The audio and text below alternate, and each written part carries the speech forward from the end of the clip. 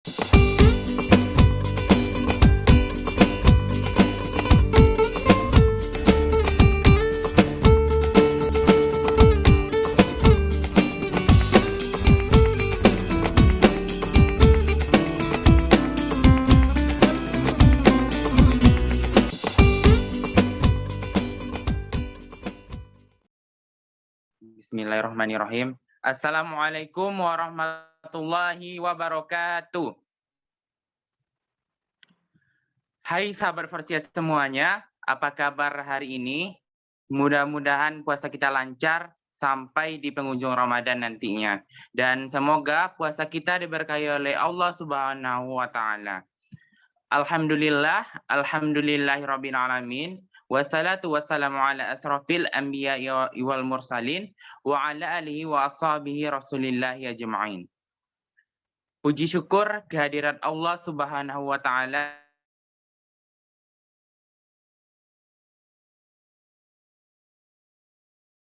media Zoom meeting pada saat kali ini. Salawat beriringan salam, tidak lupa pula kita sampaikan kepada Nabi besar kita, yakni Nabi Muhammad sallallahu alaihi wasallam. Allahumma salli ala Muhammad wa ala ali Muhammad. Yang mana beliau telah membawa kita dari alam jahiliyah sampai ke alam Islamiyah seperti yang kita rasakan pada saat sekarang ini. Baiklah, dengan antusias yang tinggi, perkenalkan saya Rizukul Ikram. Saya merupakan mahasiswa dari program studi pendidikan fisika dan juga saya merupakan angkatan muda Forsia tahun 2021. Nah, pada saat kali ini kita akan melaksanakan podcast yaitu tentang fikih puasa. Nah, sebelum memulai podcast kita, saya mau bertanya dulu, saya mau menyapa dulu nih Ustadz, yaitu Ustadz kita, Ustadz Fadlan Mustika LCMA. Assalamualaikum Ustadz. Waalaikumsalam warahmatullahi wabarakatuh. Bagaimana kabar Ustadz? Apakah baik Ustadz? Alhamdulillah, baik, sehat. Bagaimana puasa Ustadz dan keluarga, apakah lancar? Alhamdulillah, semuanya lancar. Bagaimana puasa pada tahun ini Ustadz? Apakah menyenangkan dari puasa sebelumnya atau bagaimana Ustadz? Harus menyenangkan ya.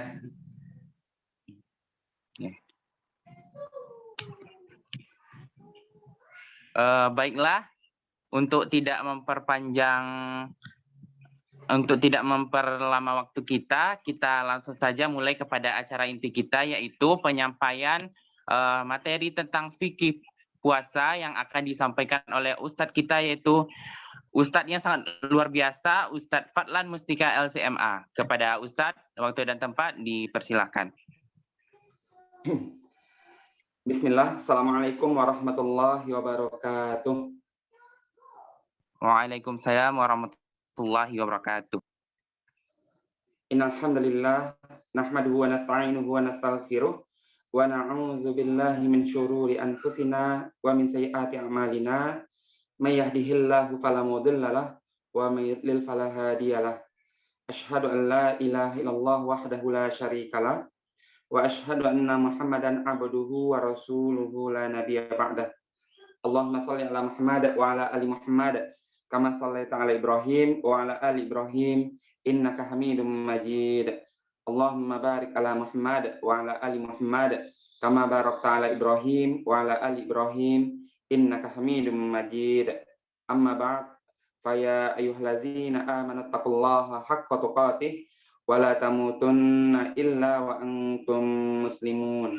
Fa inna asdaqal hadis kitabullah wa khairal hadi hadi Muhammadin sallallahu alaihi wasallam wa syarrul umuri muhdatsatuha wa kullu muhdatsatin bid'ah wa kullu bid'atin dhalalah wa kullu dhalalatin finnar. Alhamdulillah, syukur kepada Allah Subhanahu wa taala. Salawat dan salam kita doakan kepada hambanya dan utusannya Nabiuna wa Habibuna Muhammad sallallahu alaihi wasallam. Baik, adik-adik yang dimuliakan Allah, insya Allah menjelang Jumat ini kita mengkaji, membahas bersama tentang tentang fikih puasa. Kita dasarkan pembahasan kita kepada Al-Quran surah Al-Baqarah ayat 183. Saya bacakan. A'udzu billahi minasyaitonir rajim. Bismillahirrahmanirrahim. Ya ayyuhalladzina amanu kutiba alaikumusiyam kama kutiba alal ladzina min qablikum la'allakum tattaqun. Hai orang-orang yang beriman, diwajibkan atas kamu berpuasa sebagaimana telah diwajibkan kepada kaum sebelum kamu, agar kamu menjadi bertakwa. Baik, adik-adik yang dimuliakan Allah, dari perintah Allah dalam Al-Quran surah Al-Baqarah ayat 183 ini, kita tahu bahwa puasa Ramadan, puasa selama bulan Ramadan itu adalah puasa wajib. Dan dalam hadisnya Rasulullah SAW itu berulang kali menyampaikan tentang bahwa puasa Ramadan itu bahkan ya termasuk rukun Islam. Rasulullah SAW pernah ditanya oleh malaikat Jibril alaihissalam, satu di antara 21 hadis kalau saya tidak salah, itu berbicara tentang rukun Islam. Dalam satu hadisnya Rasulullah SAW ditanya oleh malaikat Jibril alaihissalam, akhbirni anil Islam. Qal al-Islamu an tashhadu an la ilaha illallah wa anna Muhammadar Rasulullah wa tuqimas shalah wa tu'tiyaz zakah wa tasuma Ramadan wa tahujjal baita in istata'ta ilaihi sabila. Rasulullah SAW ditanya oleh malaikat Jibril alaihissalam, beritahu saya tentang rukun Islam, tentang al-Islam. Rasulullah SAW menjawab, al-Islamu, Islam itu an tashhadu an la ilaha illallah. Engkau bersyahadat bahwa tiada ilah selain Allah dan bahwa Muhammad itu adalah utusan Allah sallallahu alaihi wasallam. Dan engkau mendirikan salat 5 waktu, dan engkau menunaikan zakat wajib, dan engkau mempuasakan Ramadan, dan engkau menunaikan haji, naik haji ke Baitullah apabila Allah mudahkan jalan menuju ke sana. Nah, di antara 5 rukun Islam ini selalu dan sama ya 21 hadis itu atau 22, saya lupa jumlah pastinya, itu selalu memuat bahwa puasa Ramadan salah satu di antara 5 rukun Islam. Jadi dari dalil tadi kita bisa mengambil kesimpulan bahwa puasa Ramadan adalah wajib ain, wajib fardu ain kepada setiap muslim dan muslimah yang mampu berpuasa Ramadan sebulan penuh. Nanti ada pengecualian-pengecualiannya tentunya ya. Jadi adik-adik yang dimuliakan Allah, yang pertama tadi dalil, dasarnya itu jelas. Al-Quran surah Al-Baqarah ayat 183 dan beberapa hadis Rasulullah SAW, dan hadis-hadis ini saling menunjang, dan hadis ini sahih, dan hadis ini hadis-hadis yang kuat. Baik, kemudian kedua itu hukumnya tadi sebagaimana yang telah kita ambil, kita dasarkan kepada dalil tadi, hukumnya itu wajib atau fardu. Baik. Kemudian pengertian puasa, apa pengertian puasa? Puasa itu bahasa Indonesia yang diterjemahkan dari bahasa Arab. Sebenarnya puasa ini pun bukan bahasa apa ya? Itu berasal dari bahasa Sanskerta awalnya ya. Cuma kemudian diserap oleh bahasa Indonesia. Maka asal katanya itu adalah as-saum atau jamaknya asyam. Puasa itu bahasa Arabnya, asal katanya itu dalam bahasa Arab itu adalah as-saum, saumun, dan jamaknya itu adalah syam atau puasa-puasa. Baik, jadi kata as-saum atau saumun ini artinya imsak, artinya menahan. Sudah ya. Jadi secara bahasa arti puasa itu adalah menahan. Nah, secara istilah apa? Menahan dari apa? Kita bisa lihat dari pengertian yang diberikan oleh para ulama bahwa puasa itu imsak, menahan dari semua hal yang dapat membatalkan puasa, dari mulai terbitnya fajar shadiq, fajar yang sebenarnya, fajar yang kedua pada waktu subuh, sampai terbenamnya matahari. Nah, berarti ini dari waktu subuh ya, kalau kita patokannya itu dari waktu subuh sampai waktu maghrib. Maka kita diperintahkan Allah untuk menahan dari segala yang membatalkan puasa tersebut dari mulai waktu subuh sampai waktu maghrib. Atau dalam Al-Quran itu Allah katakan bahwa dari mulai jelasnya antara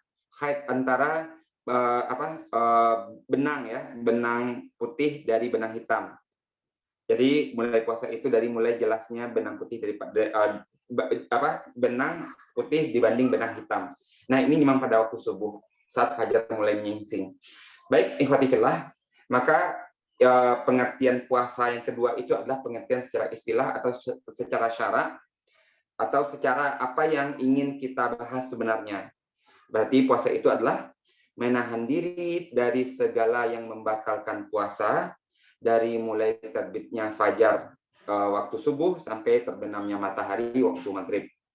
Baik, adapun Imam Syafi'iyah dan para ulama Syafi'iyah dan ulama Malikiyah itu menambahkan pengertian tadi dengan disertai dengan niat. Nah, jadi sebelum berpuasa itu harus ada niatnya.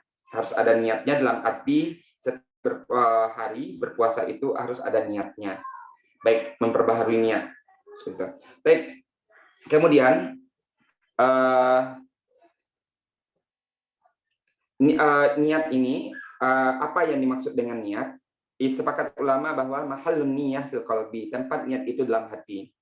Termasuk niat-niat untuk sholat, niat-niat untuk berpuasa Ramadan, atau niat yang lain, ibadah yang lain, niat untuk berwudu.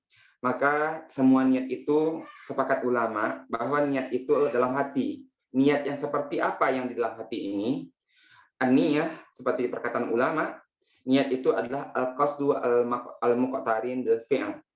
Niat itu adalah keinginan yang berbarengan dengan amal. Jadi di awal amal itu kita mempunyai keinginan untuk mengamalkan amalan tersebut, maka itu adalah niat. Keinginan tadi yang niat. Jadi bukan pelafazan. Dalam arti apabila kita melafazkan niat tapi tidak ada keinginan sebenarnya karena terpaksa, maka puasa kita tidak sah. Rasulullah SAW mengatakan innamal a'malu binniyat wa innamal likulli imri'in ma nawa. Hanyalah amal-amal itu tergantung kepada niat dan hanyalah amalan tersebut diganjar, dinilai Allah sesuai dengan apa yang diniatkan. Jadi tadi gambarannya kalau kita berniat dalam hati, baik kita lafazkan atau tidak kita lafazkan, maka kita sudah berniat. Itu sudah berniat. Sebaliknya, kita melafazkan niat tapi tidak berniat dalam hati.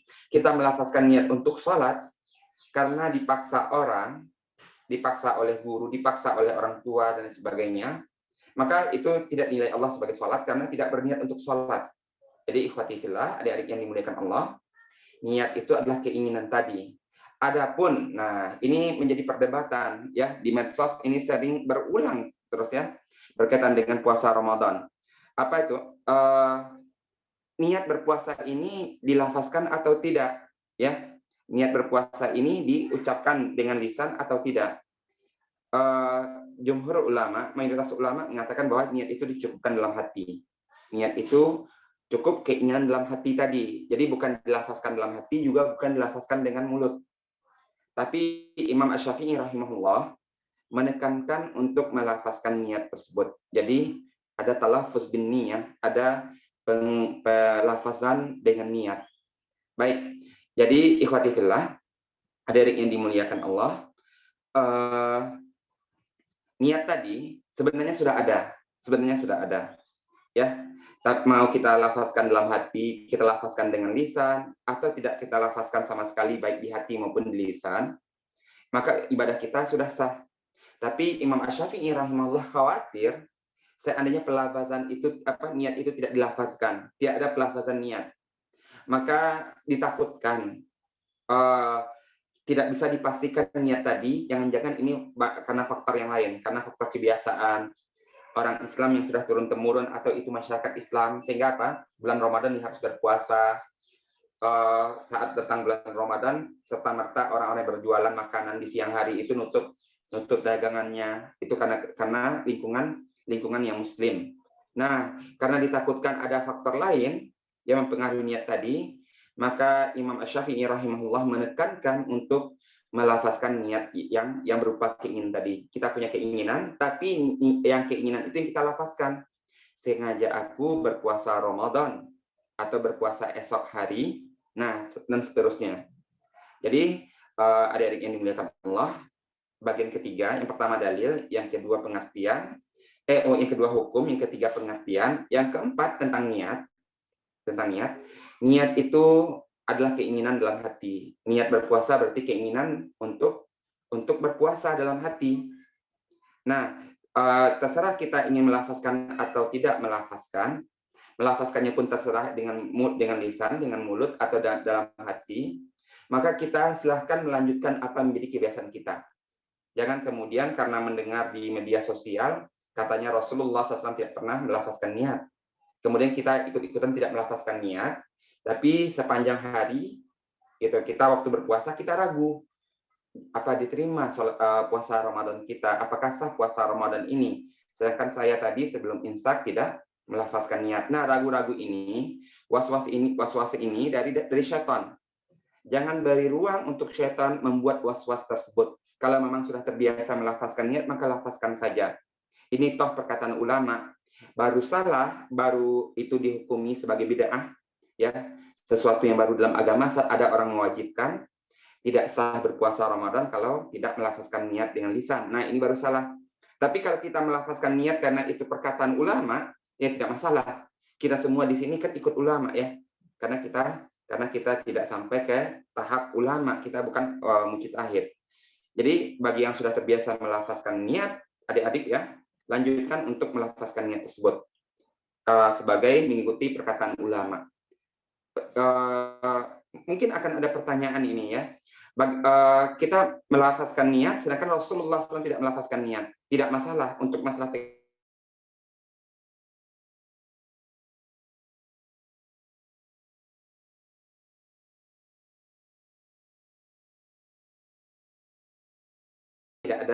tidak ada ruang untuk ijtihad. Bukan, itu untuk konsep, bukan untuk teknis. Sedangkan melafazkan niat dengan lisan tadi itu teknis, ya. Sholat pakai baju koko teknis, gitu. Rasulullah SAW nggak pernah pakai baju koko. Rasulullah SAW nggak pernah pakai peci nasional ini, yang hitam ini, ya. Rasulullah SAW itu pakai kain. Ada yang mengatakan kain itu diletakkan di atas kepala, ada yang mengatakan kain itu ditumpuk di kepala. Allah alam. Yang jelas itu pakai kain, bukan pakai peci. Tapi kan tidak masalah kita pakai peci untuk sholat. Nggak masalah pakai baju koko untuk sholat. Kenapa? Karena ini teknis. Konsepnya apa? Konsepnya nutup kepala. Itu sunnah, betul. Pakai baju untuk aurat, itu wajib, betul. Nah, itu konsepnya. Ya, seperti itu juga berniat untuk puasa Ramadan. Yang konsepnya itu harus ada niatnya. Harus ada niatnya. Harus ada keinginan untuk berpuasa Ramadan dari hati kita. Mau kita lafazkan dengan hati, mau kita lafazkan dengan lisan, tidak masalah, itu teknis. Gitu ya. Mau kita melafazkan dengan gumaman sekalipun. Ada orang mungkin dengan keterbatasan atau cacat, melafazkannya dengan gumaman, tidak membuka mulut. Ya, itu teknis. Jangan habiskan hari kita dengan berdebat masalah teknis. Ya, bagi yang terbiasa melafazkan niat dari kecil, lafazkan, karena itu mengikut ulama, tanpa menyelisih Rasulullah SAW. Ya, kita pakai baju koko, pakai kopiah, itu tidak menyelisih Rasulullah SAW, walaupun Rasulullah SAW tidak pernah pakai. Ya, bagi yang sudah terbiasa tidak melafazkan niat karena tahu bahwa niat itu dalam hati, dan Rasulullah SAW juga tidak melafazkan niat, ya sudah, lanjutkan saja tanpa perlu mempengaruhi orang lain, selesai masalah. Ya, itu untuk masalah niat. Baik, selanjutnya, siapa yang wajib untuk berpuasa Ramadan? Yang pertama itu tentu Muslim, ya. Yang diwajibkan itu adalah orang Islam. Walaupun tadi dalam Al-Quran surah Al-Baqarah ayat 183 disebutkan ya ayyuhalladzina amanu, hai orang-orang yang beriman. Tapi amanu di sini kata kerja itu mengandung proses, ya kan? Bukan hasil, bukan jadi, bukan sifat yang telah melekat. Nah, berarti bagi orang-orang Muslim yang ingin beriman ini mengandung proses di sana artinya. Berarti yang ini diwajibkan bagi orang Islam. Merupakan syarat untuk berpuasa Ramadan, sehingga puasanya orang di luar Islam tidak sah, walaupun dia mempuasakan Ramadan sebulan penuh. Dan ini sepakat ulama, ya. Jadi nggak usah juga kemudian mentang-mentang teman kita yang non-muslim baik dengan kita dan dia juga mau berpuasa, jangan dah gitu ya. Maksudnya nanti dia capek-capek berpuasa nahan haus dan lapar tapi hasilnya tidak ada. Daripada berpuasa Ramadan bareng kita lebih baik itu, lebih bermanfaat. Misalnya apa? Misalnya dia menyelesaikan tugas kuliahnya, gitu ya, menyelesaikan apanya misalnya skripsinya dan sebagainya, itu lebih bermanfaat. Atau bantu kita mencari referensi dari skripsi kita, itu jauh lebih bermanfaat ya daripada ikut menahan lapar dan haus dengan kita. Baik, jadi yang pertama itu Islam, kemudian yang kedua itu balik. Balik ini bagi perempuan apabila sudah datang haid bulanan atau sudah pernah datang haidnya tapi tidak haid lagi karena penyakit dan sebagainya, pokoknya sudah pernah haid, maka ini sudah balik. Ya, bagaimana dengan perempuan yang tidak haid gitu ya, walaupun umurnya sudah beranjak remaja. Nah, Islam membatasi bahwa apabila perempuan tidak haid lagi, tidak pernah haid, ya maksudnya tidak pernah haid sampai umur 15 tahun hitungan Hijriyah, hitungan Islam, itu sekitar umur 14 tahun lebih gitu ya, kalau hitungan Masehi. Nah, sudah sampai umur 15 tahun, belum haid juga, maka dia dianggap sudah dewasa. Jadi Ramadan setelah umur 15 tahun tersebut menjadi wajib baginya karena dia sudah dianggap balighah. Bagi laki-laki bagaimana? Tanda balik itu adalah mimpi basah atau mimpi tanpa basah atau basah tanpa mimpi. Nah, maksudnya bagaimana ini? Ya, ada mimpi basah, ada basah tanpa mimpi, ada mimpi tanpa basah. Nah, bagi laki-laki tanda balik itu mimpi basah jelas, dia bermimpi dan keluar spermanya. Ya, keluar maninya pada waktu bermimpi tersebut, bangun-bangun memang sudah dalam kondisi basah. Makanya disebut dalam bahasa Indonesia itu mimpi basah. Ya, tapi ada juga di antara laki yang dia bermimpi berhubungan tapi tidak basah. Hampir-hampir keluar misalnya gitu, dia terbangun duluan gitu. Nah, ini sudah tanda haid. Baik. Atau basah tanpa mimpi. Dia tidak bermimpi, bangun-bangun dia mencium ya bau sperma, dilihat rupanya iya. Nah, ini tanda balik juga. Jadi mimpi basah ini bukan harus bermimpi dan basah, bisa jadi basah tanpa mimpi atau mimpi tanpa basah. Maka ketiganya ini adalah tanda balik bagi laki-laki. Bagaimana kalau laki-laki ini ternyata tidak pernah mengalami tiga hal tersebut sampai remajanya, beranjak remaja? Sama seperti perempuan tadi menginjak umur 15 tahun hitungan Hijriyah, hitungan Islam, maka laki-laki ini dihitung sebagai dewasa, sebagai laki-laki yang balik, yang wajib melaksanakan kewajiban-kewajiban dalam Islam. Tidak ditanggung dosanya lagi oleh orang tua. Ya, jadi Ramadan terdekat kepada umur 15 tahun itu bagi laki-laki itu adalah Ramadan pertamanya yang wajib bagi dia pribadi. Baik, kemudian ketiga, syarat berpuasa itu adalah berakal, akil, mempunyai akal. Ya, orang yang lagi kumat skizonya, yang lagi kumat wahamnya, gitu ya, orang gila, atau orang yang tak sempurna akalnya sehingga tidak mengerti orang kenapa harus sahur, dia walaupun ikutan sahur, tapi tetap saja puasa bagi orang seperti ini tidak wajib karena akalnya tidak sempurna. Atau kalau skizo akalnya sedang bermasalah. Ya, atau sedang tertutup dan lain sebagainya. Baik, adik-adik ini dimuliakan Allah, itu tentang tentang syarat puasa, syarat sah puasa. Bagaimana dengan rukun puasa? Rukun puasa cuma dua. Yang pertama itu niat. Tadi hadisnya telah kita sebutkan di awal, innamal a'malu binniyat. Yang kedua itu imsak, gitu ya, menahan dari segala yang membatalkan puasa, dari terbit fajar pada waktu subuh sampai terbenam matahari pada waktu maghrib. Oke. Lanjut, poin selanjutnya, kapan kita mulai berpuasa wajib di bulan Ramadan? Pada bulan Ramadan itu ada kewajiban berpuasa Ramadan. Rasulullah SAW mengatakan man shoma Ramadan imanan wahtisaban ghufira lahu ma taqaddama min dzambi. Ada kewajiban dalam ayat tadi dan juga ada motivasi dari Rasulullah SAW.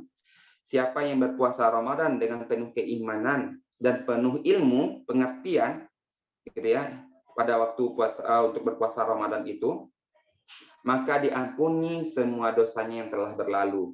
Man shoma Ramadana imanan wahtisaban ghufira lahu ma taqaddama min dzambi. Diampunkan dosanya yang terdahulu. Maka jelas ya, kita harus mempuasakan Ramadan karena itu kewajiban dan juga karena di situ ada balasan ya yang besar dari Allah, pengampunan dosa seluruhnya, dosa-dosa kecil seluruhnya pada bulan Ramadan tersebut. Kapan dimulai? Kapan awal Ramadan tersebut? Jadi awal Ramadan itu dimulai tentu setelah akhir Sya'ban. Nah, ini bisa dengan cara ru'yat ya, melihat bulan. Rasulullah SAW itu pernah memang menentukan awal Ramadan itu karena melihat telah melihat sedikit ya bias dari sinar bulan itu, sedikit sekali. Kalau bulan baru kan sedikit sekali itu. Nah, kalau sudah kelihatan bahwa yang sedikit itu sudah bulan baru, maka besoknya itu wajib berpuasa Ramadan. Apabila tertutup, kalau zaman dahulu, zaman Rasulullah SAW, kalau tertutup oleh mendung, oleh awan, sehingga tidak kelihatan sama sekali, genapkan Sya'ban menjadi 30 hari. Ya, kalau hari ini ya itu yang berbeda pendapat ya di Indonesia. Ada yang mempuasakan Ramadan itu berdasarkan hisab, memakai teknologi. Ada yang kemudian berdasarkan kemungkinan terlihat oleh mata telanjang, walaupun sebenarnya itu juga dilihat dengan alat. Untuk ASEAN, menteri-menteri agama ASEAN itu sepakat bahwa kemungkinan terlihat oleh mata itu 3 derajat ke atas. Seperti itu, 3 derajat ke atas. Jadi di bawah 3 derajat itu tidak mungkin terlihat oleh mata. Jadi itu yang mempengaruhi kemarin ada yang mulai hari Sabtu, ya, ada yang melihat memang sudut tertinggi dari bulan baru itu 2 derajat. Tapi karena kesepakatan menteri-menteri agama ASEAN itu yang di bawah 3 derajat tidak mungkin terlihat, maka 2 derajat itu dianggap belum bulan baru. Tapi bagi kelompok yang ingat bahwa 2 derajat itu kan sudah di atas ufuk, sudah di atas 0 derajat, berarti udah masuk bulan baru. Ya karena kalau udah di atas ufuk sebenarnya udah bulan baru. Gitu. Jadi makanya ada perbedaan. Yang menganggap bahwa 2 derajat itu bisa dipakai, gitu. Atau memang terlihat 2 derajat itu terlihat ternyata ya, gitu, terlihat jelas oleh mata telanjang. Nah, maka dia akan mulai pada hari Sabtu. Kalau puasa tahun ini itu dimulai hari Sabtu. Sedangkan yang menganggap bahwa di bawah 3 derajat tadi tidak mungkin terlihat oleh mata telanjang, walaupun yang orang meyakini ini melihat dengan alat, dengan teknologi, tapi karena melihat ini 2 derajat. Jadi karena di bawah 3 derajat tidak mungkin terlihat, itu akhirnya mencukupkan Sya'ban menjadi 30 dan mulai puasanya tahun ini itu hari Ahad kemarin. Jadi ikhwatifillah, kita mulai berpuasa Ramadan itu dari awal Ramadan sampai kapan? Sampai habis Ramadan itu dan malam harinya terlihat bulan baru untuk Syawal. Nah, bulan baru lagi, berarti besoknya haram berpuasa.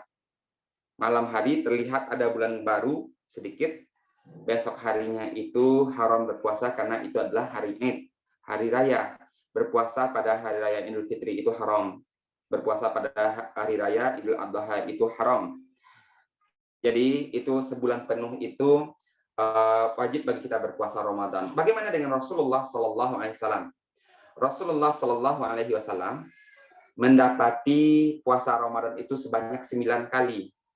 Dimulai dari Ramadan tahun 2 Hijriah, Ramadan 3 Hijriah, Ramadan 4 Hijriah, Ramadan 5 Hijriah, Ramadan 6 Hijriah, Ramadan 7 Hijriah, Ramadan 8 Hijriah, Ramadan 9 Hijriah, Ramadan 10 Hijriah. Jadi Rasulullah mendapati Ramadan itu sebanyak 9 kali. Ramadan 10 Hijriah beliau SAW sudah wafat ya. 4 bulan sebelum Ramadan sudah wafat. Sallallahu Alaihi Wasallam. Di antara 9 kali mendapatkan Ramadan tersebut, Rasulullah SAW mempuasakan 29 hari sebanyak 8 kali. Jadi di antara 9 kali itu yang 29 hari 8 kali, 1 kali 30 hari. Perbandingannya antara 29 hari dengan 30 hari itu 8:1. Baik, ikhwati fillah. Dan memang kita tahu dalam ya hitungan Islam, hitungan qamari ya, hitungan berdasarkan bulan, itu hari yang banyak itu 29 hari. Kadang-kadang 30 hari. Jadi bukan seperti perhitungan matahari itu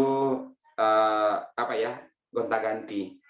31 hari, kemudian 28 atau 29 hari, kemudian 31 hari, kemudian 30 hari, gonta-ganti seperti itu. Bukan.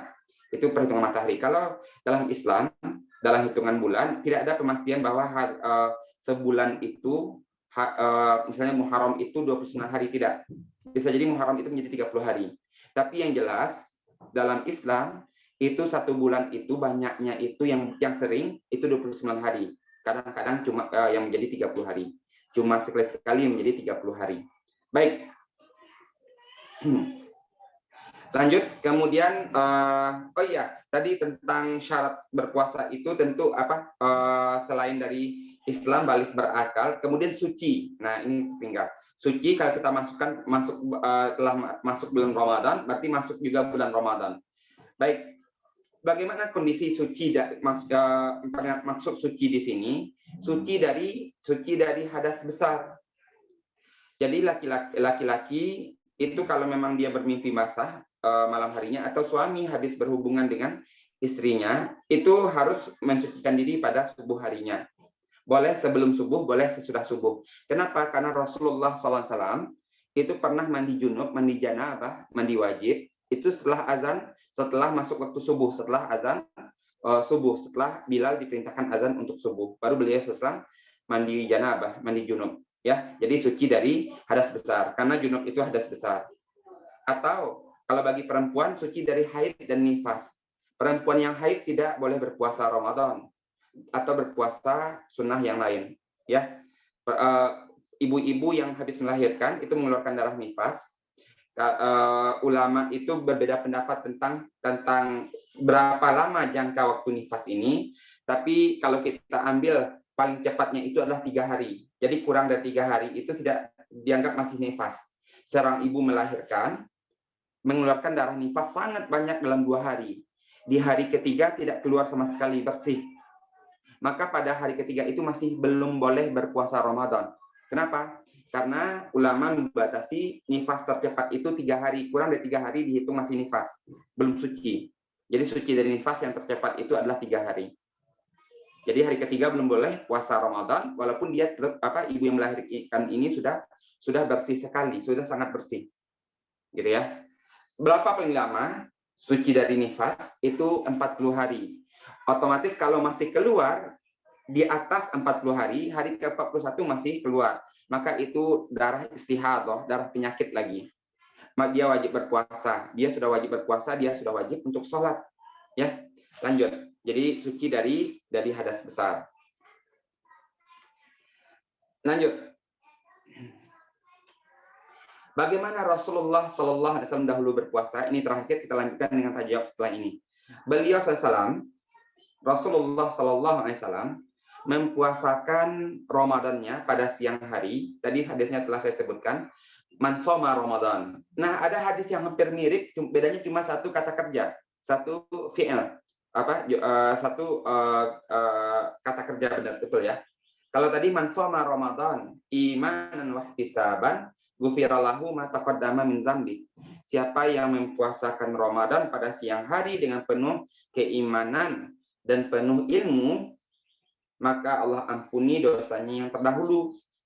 Ada hadis lain yang sama-sama sahih, mirip sekali, ya. Rasulullah mengatakan, man qoma Ramadan imanan wa ihtisaban ghufira lahu ma taqaddama min dzambi. Siapa yang mendirikan malam Ramadan, kalau tadi yang mempuasakan siang Ramadan, kalau ini mendirikan malam Ramadan dengan penuh keimanan dan ilmu, diampuni dosanya yang terdahulu. Nah, pada malam hari, kalau siang hari jelas berpuasa, tadi udah kita bahas, pada malam hari ada qiyam Ramadan. Ya, siang hari ada siam Ramadan, malam hari ada qiyam Ramadan. Dalam bentuk apa? Itu contohnya dalam bentuk tarawih. Ada sholat yang ditekankan oleh Rasulullah SAW untuk dilaksanakan pada malam hari bulan Ramadan. Sholat ini dilaksanakan beliau dengan santai, tidak dalam satu paket seperti sholat tahajud selesai sampai witirnya, tidak. Kadang-kadang kalau dalam tarawih, kadang-kadang Rasulullah SAW itu sholat 4 rakaat, kemudian tidur dulu atau mengerjakan amalan yang lain, baru nanti nyambung 4 rakaat lagi, kemudian disempurnakan dengan witir. Jadi bukan satu paket gelap selesai, bukan. Ya, bisa jadi Rasulullah SAW itu juga menjalankan antara 2 tidur dulu, kemudian 2 lagi dan lain sebagainya. Intinya apa? Dinamakan ulama dengan tarawih karena Rasulullah, tarawih itu artinya bersantai, bersantai, betul ya. Karena Rasulullah SAW pada sholat tarawih itu tidak melaksanakannya dalam satu paket, gitu ya. Satu amalan selesai dan berpindah ke amalan lain, tidak. Tapi Rasulullah meninggalkannya untuk dilakukan mungkin setelah bangun tidur atau setelah mengantarkan Sofiyah binti Huyai Ummul Mukminin radhiyallahu anha pulang ke rumah. Nah, ini ada sahih juga. Rasulullah SAW pernah mengantarkan Sofiyah binti Huyai radhiyallahu anha. Baik. Jadi ikhwatifillah, adik-adik yang dimuliakan Allah, puasa Ramadan itu wajib pada siang harinya dan malam harinya diisi dengan salat tarawih. Ulama berbeda pendapat berapa jumlah rakaat tarawih, tapi kita mendapatkan hadis Rasulullah SAW itu tidak pernah lebih dari 11 kali sholat malamnya. Sholat malam berarti baik itu tahajud maupun tarawih, baik itu di luar Ramadan maupun dalam Ramadan. Tapi kita mendapatkan asar sahih juga dari Umar bin Khattab radhiyallahu anhu. Ternyata waktu menjadi khalifah, Umar melaksanakan 20 rakaat tarawih tambah 3 witir. Nah, tidak mungkin ini Umar berbuat bid'ah karena asar atau karena contoh dari Umar, dari para khalifah yang 4 itu menjadi rujukan kita dalam Islam. Sepakat ulama itu ya. Nah, berarti apa? Berarti ini ada kemungkinan yang maksud tidak lebih dari 11 rakaat yang dilakukan oleh Rasulullah SAW. Ini maksudnya bisa jadi, gitu ya. Itu jumlah witirnya. Nah, ini macam-macam pendapat ulama sangat banyak.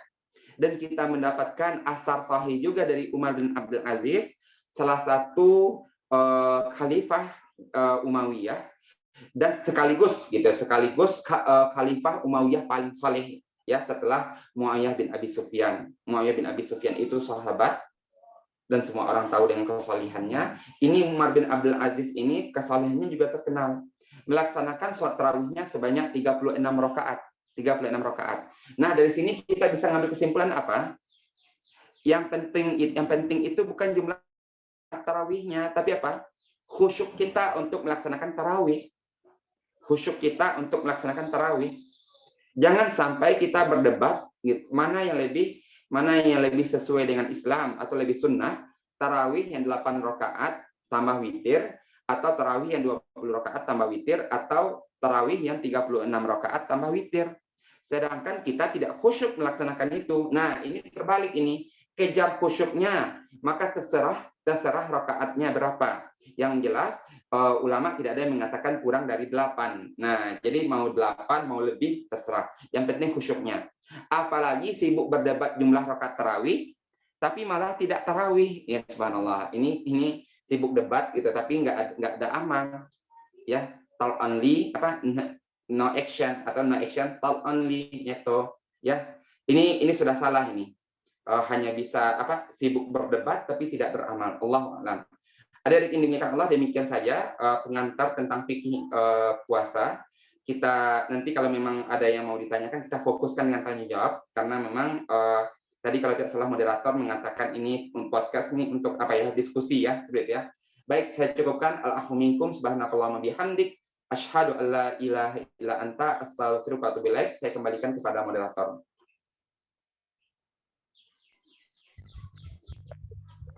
Yang telah memberikan materi tentang fikih puasa. Nah, pada acara selanjutnya yaitu Q&A Ustadz atau tanya jawab dari beberapa penanya di media sosial Versia, yang mana pertanyaan pertamanya apakah ada ketentuan jumlah hari minimal dan maksimal dalam puasa Ramadan, Ustadz? Moderator, saya jawab langsung ya. Ya. Oke. Ya, minimal puasa Ramadan itu 29 hari, maksimal 30 hari. Ya, kalau kurang dari 29 hari Ramadannya, ini kalau dalam batasan Islam ini udah sesuatu yang baru dalam masalah agama dan itu salah. Ya. Kullu bid'atin dolalah wa kullu dolalatin finnar. Semua yang bid'ah, yang baru-baru dalam masalah konsep agama itu sesat, salah, semua yang salah itu dihukumi neraka wal'iyazubillah. Jadi minimalnya itu 29 hari, omong kosong tidak mungkin 28 hari, maksimalnya 30 hari. Tidak mungkin 31 hari. Bid'ah itu ya kalau 31 hari. Allahu a'lam. Lanjut moderator. Baik, pertanyaan yang kedua itu izin Ustadz, jika menggosok gigi pada yang bolong, apakah Ustadz, apakah batal puasa kita atau tidak?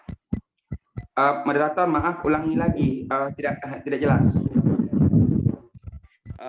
Baiklah, pertanyaan kedua yaitu jika kita menggosok gigi di siang hari bolong, apakah hukumnya Ustadz? Apakah batal atau tidak? Ulama, Allah alam, ulama beda pendapat, ya. Kalau yang di dalam kurikulum Indonesia otomatis ini tentu di bawah pengawasan para ulama di Indonesia, gosok gigi tidak membatalkan puasa. Gosok gigi tidak membatalkan puasa.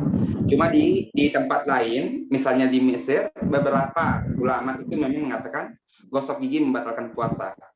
Ya, oke. Jadi bagaimana bagusnya? Kalau bisa untuk ikhtiaran, untuk kehati-hatian, gosok giginya sebelum imsak. Jadi kita udah berhenti makan beberapa saat sebelum waktu subuh.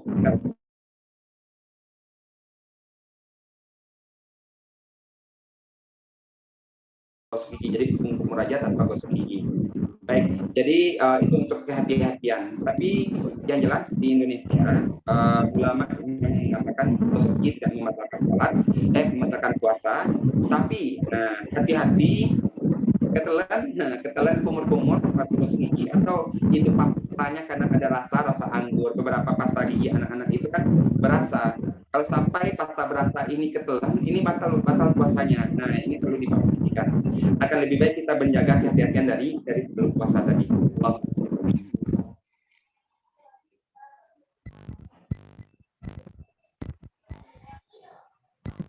Lanjut, moderator.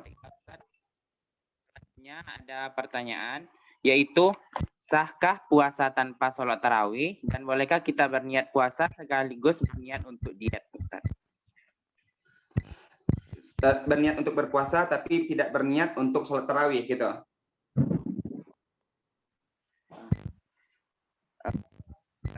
Saya ulangi lagi ya Ustaz. Sahkah berpuasa tanpa sholat tarawih, dan bolehkah kita berniat puasa sekaligus berniat untuk diet, Ustaz? Oke. Ada dua pertanyaan berarti. Puasa Ramadan itu wajib. Sholat tarawih itu sunnah muakkadah, ya. Jadi puasa Ramadan tanpa sholat tarawih, puasa siang harinya sah, tapi kehilangan keutamaan besar pada malam harinya. Ya, tidak berdosa, benar tidak berdosa, tapi dia kehilangan keutamaan pada malam harinya. Yang puasa pada siang hari tetap sah, insya Allah itu pasti sah. Tapi yang keutamaan yang Allah berikan di malam bulan Ramadan itu banyak sekali, dan orang ini kehilangan tempat itu. Ya. Jadi jangan sampai melewati kesempatan besar ya. Kalau sebisa mungkin tetap tarawih. Allahu a'lam. Oh iya, diet satu lagi ya. Diet satu lagi. Baik, apakah boleh berpuasa Ramadan sekaligus berniat untuk diet? Ya, yang jelas kita berpuasa Ramadan itu karena ini kewajiban. Tapi memanfaatkan momen puasa untuk mengurangi makan, diet misalnya seperti itu. Ya, tidak masalah. Tidak masalah. Misalnya apa? Contoh yang lain. Kita berniat untuk sholat berjamaah di masjid. Jadi masjid yang jauh untuk untuk banyak melangkah, tidak masalah. Bukan banyak melangkahnya bukan karena hadis, karena hitungan langkah itu bukan agar menyehatkan jantung, tidak masalah. Jadi niat pertama itu memang karena kewajiban atau karena ibadah, niat seterusnya itu bonus itu ya. Nah, boleh. Allahu a'lam. Syukron Ustadz telah menjawab pertanyaan dari sahabat-sahabat Forsia yang telah ditanyakan di media sosial. Selanjutnya kita akan mengumumkan pemenang pertanyaan terbaik, yaitu dari Hasan Basri Tanjung dengan nama IG Hasan_Basri_Tanjung.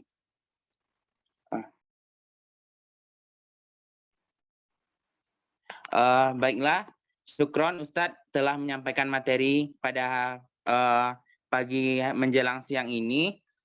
Mudah-mudahan apa yang disampaikan oleh Ustadz dapat kita terapkan dalam kehidupan kita sehari-hari. Ramadan itu seperti teman, kita mungkin berjumpa dengannya hari ini, tapi belum tentu berjumpa di lain waktu. Mudah-mudahan amalan ibadah kita diterima, amalan ibadah pada puasa kita diterima oleh Allah dan kita dijauhkan dari siksa api neraka. Baiklah, saya sebagai moderator apabila memiliki kesalahan dalam penyampaian, saya mohon maaf. Saya tutup podcast kali ini dengan mengucapkan Assalamualaikum warahmatullahi wabarakatuh. Warahmatullahi wabarakatuh. Ya, izinlah. Assalamualaikum.